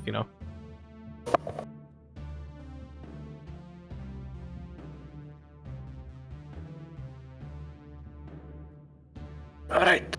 Well, Bill, you're on mute. Oh, sorry, I thought I was talking. Yeah, I was gonna say if we're gonna wait for lunch, while we're having some food, I would. Well, what I'm saying is you haven't been dismissed for lunch by anyone yet. Tarto basically gave you this task, so you know that at the end of your like orientation, you have to report back to her, and then the assumption was she was going to dismiss you. Probably. Oh lunch. yes, correct. But you could try to bunk off and try to get lunch early, and but that might also come with some. I'm sure whatever we need to do after this is going to be quick. Let's just get it over with and have all. Yeah, let's go report back to this. Don't really. On the way there, I would mention to the party about this weird hobgoblin I saw in the market. So it's like, right, while we were going to the Judaism area, I saw this very, I don't know, this hobgoblin in the market. It looks very, very shady. And just brought to mind when The Hodol said about the thefts that be happening. What do you mean shady? I don't know. sorry, I didn't see anything. I was just looking around and I see him. He was buying something as usual. It looks like I was buying something, but then he took this liquid. I can't remember what color it was, and just tried to like stick it to inside of his jacket. But just the way he was doing it looks very, very suspicious. It's just like when they try to hide something of someone. Yeah, perhaps he was buying a drink on duty, something stronger than legal. If you would have bought a drink, you probably would have go to a bar to buy a drink, not in a merchant. It's quite a distance between, but it sounds like you're sticking that little nose of yours places that doesn't need to. What can I say? I'm a very curious fella. I like to observe things, and just when something catches my eye, it bugs me, and it keeps bugging me for the whole day, all until dinner. You know what they say about curiosity, although that's more tabaxi. I never killed a GIF before. Yes, Can we talk about pronunciation on our way back? It's a GIF. See, I've heard other people of your kind say GIF. I know. They say there's two ways of saying GIF and GIF. I don't know. I heard somebody say GIF. I'm pretty sure. I heard someone say Jeff once. Like, I'm a Jeff, but it sounded very weird. I'm like, who's Jeff? Yeah. Jeff the GIF. But that was a nice guy, actually. Jeff the GIF. You know, you never get this kind of confusion with the GIF Yankee or the GIF Sarai. It's very obvious which one it is. Why do you have to be so? Well, I don't know. They're the third GIF of the GIF tree. They have to be special. We just like we just like competition about everything. Even how to pronounce our own kind. I will say, just for clarity, most people pronounce it GIF. That is how the race GIF is pronounced. I'm not going to get in the GIF, but the race GIF is pronounced traditionally as GIF. And then you have the GIF, which are the GIF Yankee and GIF. Yeah, I was reading about GIF, and then they said apart they actually did a meme about, not meme, they did the thing about the GIF and the GIF situation. And they split them into two parts of the population. Some say GIF, some say GIF, and they always argue which one is correct. But I don't know if that's just a fan that did it. But all I know is the D&D Beyond pronunciation guide says it's GIF. And that's what I'm going off. What do they know? Well, I'll call it GIF.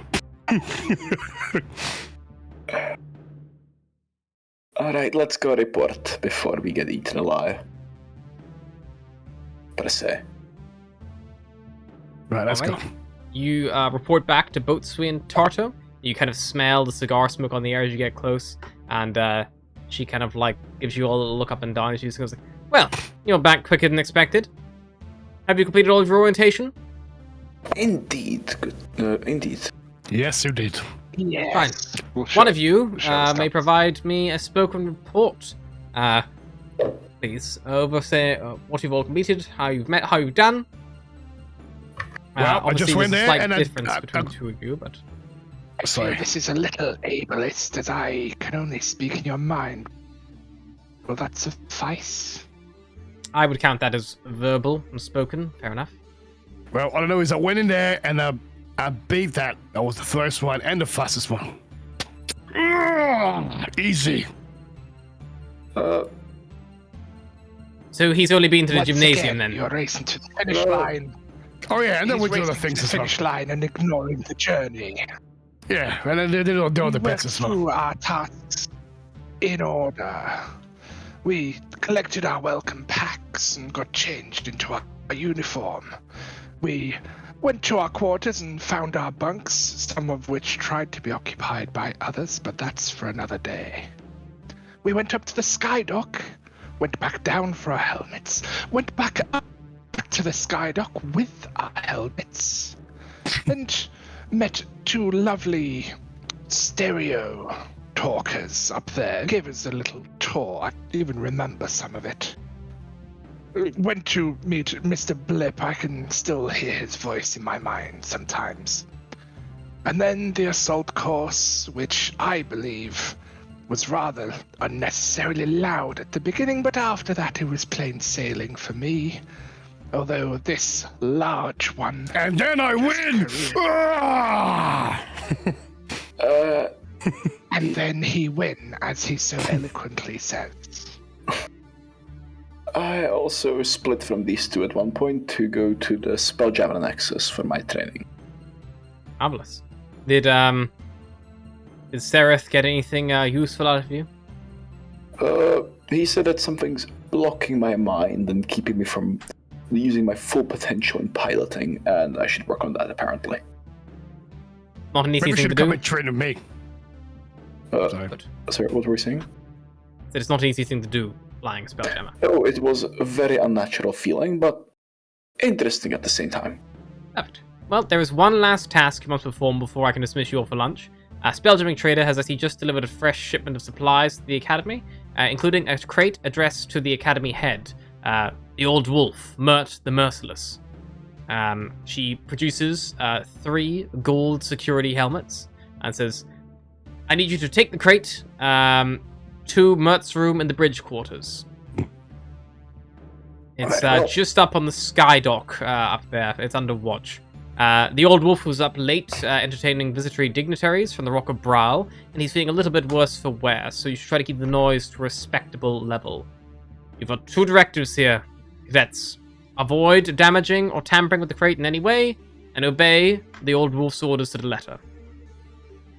Very well. Complete this task.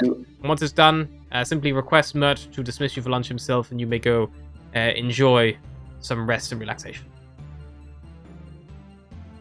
On it. Alright, so we have to go pick this up to the Skydock, and let's not forget our helmets this time. Those gold helmets will allow you access to quite literally everywhere. Very well. Thank you, and we will be sure to do this as requested. No. Well, Yes, let's go. Alright, do you guys head straight to the Skydock as instructed, or are you going to try to sneak off and get some early lunch? We'll go to the Skydock. Yeah. I'm very curious about this stuff. Perfect. Indeed. As you guys head up the long, familiar route to the very tippy top, I think it's probably a nice time to take a little break. Yeah. We'll be right back. I'm gonna have to. Cool. I'm gonna have to restart my route.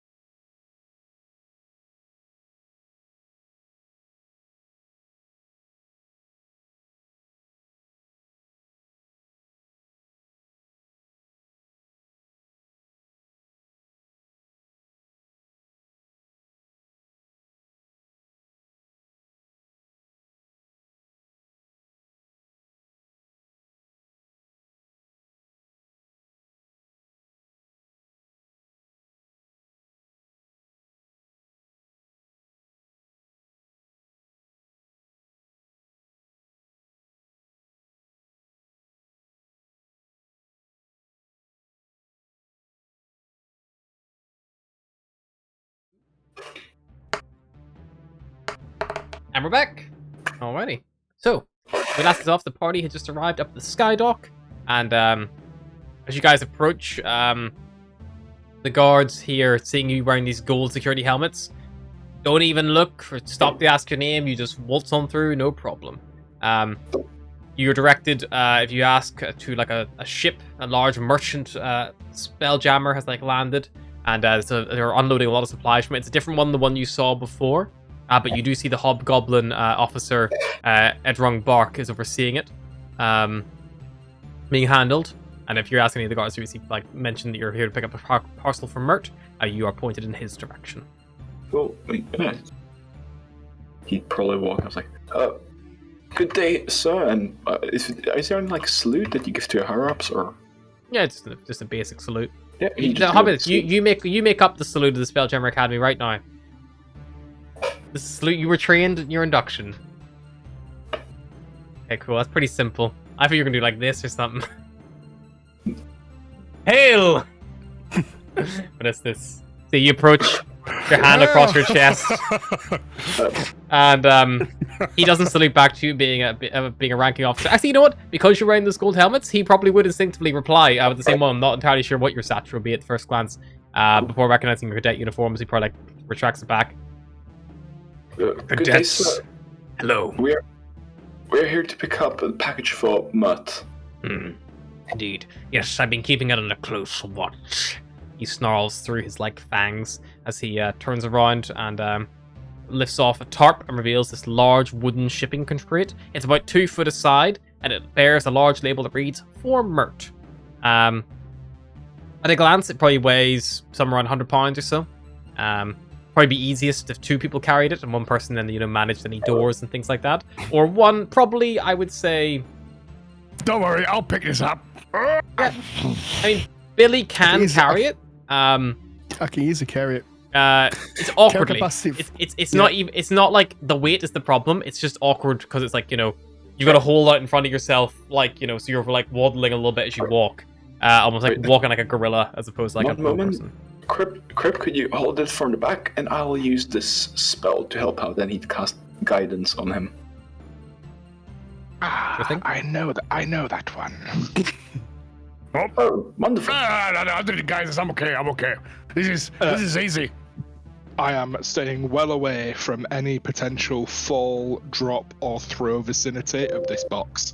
Okay. I'll go ahead and keep doors open. Good thing. Alrighty.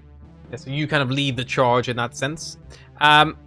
Luckily, you don't have that far to really go because you're only heading to the bridge quarters, which are 1 floor down.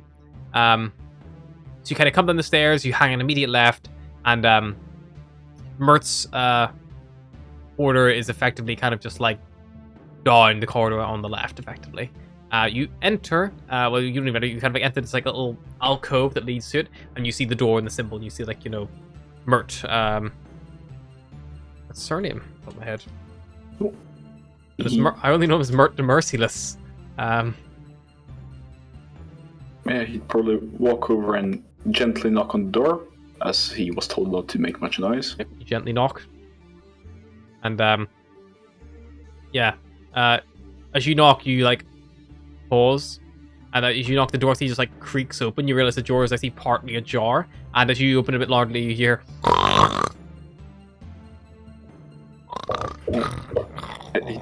Alright, let's put it here quietly. Hello, got delivery here for you. Okay. As you barge in, hello, got delivery here for you.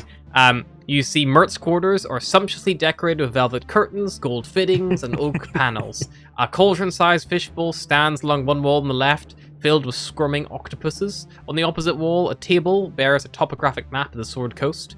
Near the door, a walk-in wardrobe stands partly open, with golden light spilling out from within. You see Mert himself sprawled out over a giant leathery bed and snoring loudly. As you kind of barge in and make yourself known, you hear, "Oh, by Ilmater's bollocks, my head is exploding. If you've come to drop off that thing, just put it on the rug there, open it as quietly as you can, and leave me to die in peace." Oh, here. Pump, and make like a very loud noise. Yep. Put it down. You put it down. As you put it down, it almost echoes. So you hear like a thump from inside the crate. And open it. Of course. What is in here? No idea. Don't. Yeah. Oh, Mendar would probably just walk- open it quickly before I fucking regurgitate last night's dinner already. I will definitely open it. Cool. I will get my crowbar out and leave it open. Marvelous. Okay. I'll help him. All right, yeah, you Fusion guys checks. hacked the lid open, and as you do so, let's see here. You two are kind of like thrown back as that happens, because as you open it, it becomes very apparent what is inside. There's a cacophony of high-pitched squeals that emanates from within, and grotesque creatures scuttle into the light. There's these ugly, cat-sized monsters with these hairy, spider-like bodies and eel-like heads. Mert, like, yells in shock, tumbles from his bed, and he lands heavily on the floor, like, dragging his bed covers with him. And that's where we're gonna roll initiative. It's the critters! It's the critters! Let me pull you onto a new page. Fucking hell.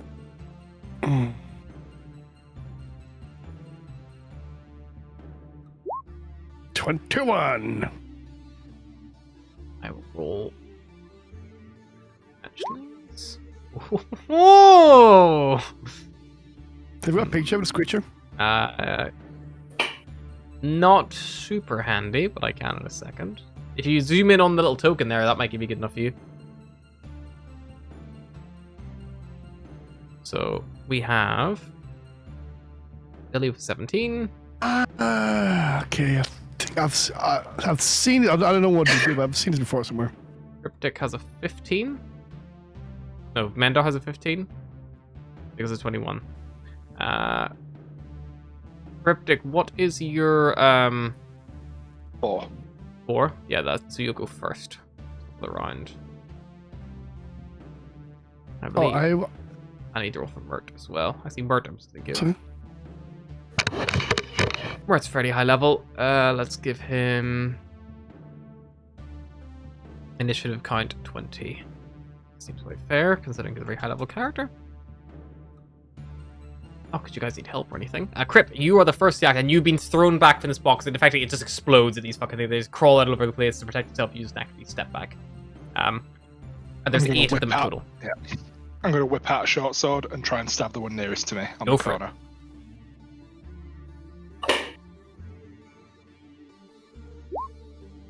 When he definitely hits, roll your damage. 7. 7 is just enough to instantly kill this thing. They're only little hatchlings as you plunge the blade down cleanly into this thing's carapace.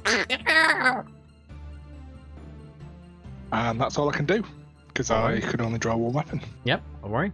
It is then the swarm's turn, and they will swarm indeed. Most of them are going to go for the people closest. What is this? What is this, creatures? So 2 on both Mendar and on Crip, and 3 on Billy. I will roll the 3 on Billy first, as they try to bite you. AC 16. Miss. Miss. Hey. Hit. Make me a con save, please. Fine. Next up, we have Crip. 2 on you. Natural 20. Oof. And a normal 20. Oof. Make Yeah, me a... I'm down. Okay, make me a con saving throw just for the poisoned, because that will obviously affect your ability checks and things. That's fine. So you're poisoned for a minute, as these 2 just pile on you and ripping you to bits, very efficiently and terrifyingly. They rolled very well in that fucking damage. That's the first one. All right, and then 2 coming on Mendar. Both missing. Miss. What, 3? Ready. Mert, he rolls around the floor trying to unravel himself for the bed covers, but he's just like he's a bit hungover and stuck. Billy, you're up. Right. Since I'm surrounded, I am gonna take out my. Can I? No, I can't take out 2 weapons anyway. It doesn't matter. So I'll take out my scimitar. Mm-hmm. Yeah, and then I'll attack this one here. Go for it. Dun-dun-dun. Where's the scimitar here? Oh shit! I did Nat it. 20. Oh, That'll do. not 20, baby. Roll your damage. 7. So 6. Exactly lethal again. You plunge the scimitar line and just behead this one that tried to take a bite out of you earlier. No problem. Like I kind of I draw my scimitar out of my waist and then just let it flick in the air a few times and grab it and just stab it. Perfect. Anything else? And I don't think I can do anything with my bonus action yet. Alrighty. Can I Mendar. punch? No, I can't. No, you need to get another weapon out. Can I? Oh, no, Well, I didn't. next turn you can, yeah. Mendar. Alright. Mendar is gonna like look to. Sorry, he's gonna look to Crypt. He's like, "Rise, my friend. This is not your battle to fall." And he's gonna cast Healing Word. Perfect. Rip, you wake From up Max? prone, but you are back on 7 hit points. Very good. Action, don shield. Yep. And then he'll move here to keep the 2 at bay from Cryptic. Perfect. It's Now marvelous. his turn. Ah, it's Cryptic. Your turn. I'm gonna stand up, draw, short. Standing up and drawing a short sword. That's what I can translate. Hang on, draw that's on Mendar there. Am I back with you? Yep, you're back. Cool. Drew a short sword, stand stood up, draw- moved, and then just- attacking the one southeast. That's the one. Cool. Actually, it'd be a dagger, not my short sword. But so I'll go short sword first. Certainly. That hits. 20 to hit. 10 including snake. Kills it. You plunge it, and once again, that one's unable to move anymore. And then dagger, the one that's to the Perfect. north of me. Go for it. 13 will 13. still hit. Roll your damage. 4. 4. Very nice. It is bloodied, but it is still standing. And they are coming for you. 2 on Billy first. 1. 2. Miss. Both miss. Miss. Oh, sorry. Cryptic, can you re-roll because you're poisoned? Oh yes. Just I'll re-roll roll- me 2 I'll d20s. do We'll put one on the 2d20. short sword and one on the dagger. We'll see if that affects anything. So the first one still hits and Ooh, kills that it, one. but the second one would have missed, so it restores 4. Cool. Fine. Put a little note that you're poisoned on yourself, so we can kind of remember that. Alrighty. I can repeat the saving throw, can I? Yeah, at the end of your turn. Perfect. It ends. There we go. It's only DC 10, so. Cool. Beautiful. And then the 2 on you are gonna go for you again, Cryptic. This time only 1 hits for 1. I mean, you never con save. Oh, I'm good at those. Poisoned again. Well, It's nice while it lasted. I feel fine. I feel shit again. Natural 1 on Mendar. Mert hops around his underwear, trying to pull on his breeches to ready himself. Billy. Okay. I'm gonna go and attack this one in the south here. Sure, go for it. It's a 10 hit. Glances up its carapace. Ah. You draw your other weapon, though, if you can, if you want. Oh yeah, I'm gonna draw. I don't have one because I sold it. Fuck. Sold it, so I don't have it. Okay, that's it. That's my turn. Alrighty. Mendar. Cool. He's gonna look. He's gonna draw his longsword. Foul creature, I challenge thee, and he'll go for attack. Perfect.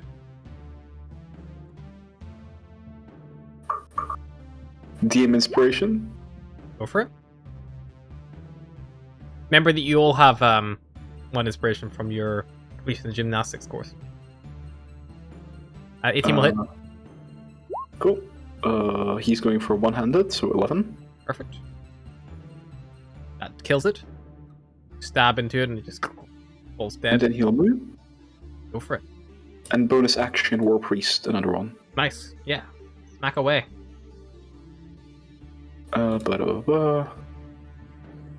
Longsword, bam. 16 still hits. One-handed, 7 damage, exactly lethal. That one also falls dead. The tide is turning, my friends. Keep pressing onward. That'll be his turn. Perfect. Cryptic. You're up.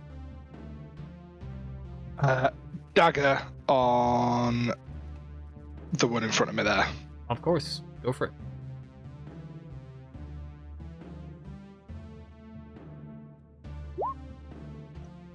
I'll use my inspiration. Good. Oh, fuck, I forgot I had inspiration. Nat 20 will do it. Nat 20, there we go. It dies. It just dies. Nice. I think if you rolled all ones, it dies. Fair. Yeah, actually it would.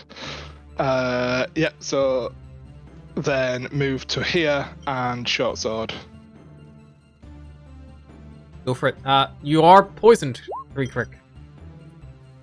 Oh. Yeah. Let's take that should we take 19 that? for your dagger and say that still hits. Yeah. And the 8 would still kill it, so it's fine. So now roll again with your short sword at disadvantage. So just roll one more short sword at disadvantage. Misses, unfortunately, this time as you like spin around. You go for that spin again, a little bit woozy from the poison. And yeah, it doesn't manage to find purchase. You make a con save in your turn, try to resist the poison. You In can do my 16. defense, I thought it was the room spinning, not me. Right. End of your turn. One bite on Billy, one bite on Crip. Miss. Mert. Mert rushes for his belt and rapier, but his breech has slipped on en route and he fucking eats ass for tea kettle, slams into the ground. Billy. Right.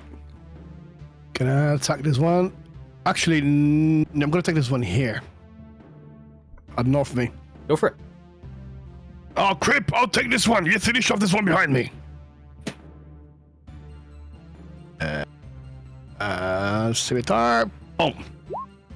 That'll do another it. crit roll. Bang! You just hack that thing in half with ease as it just falls to the ground. As I say that, you take this one, I kind of flip my dagger behind my back. You turn around and go for it? Sure. You finished that one. Yeah, and then it's my turn. Then I'll stay. Stay there. So to be a sneak attack, I have to be within five feet of the creature he's The attacking. enemy, yeah. Okay. So I'll stay here. then. Mendar. Yeah.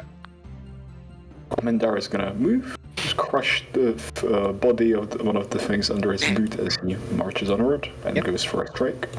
Go for it. Last one standing.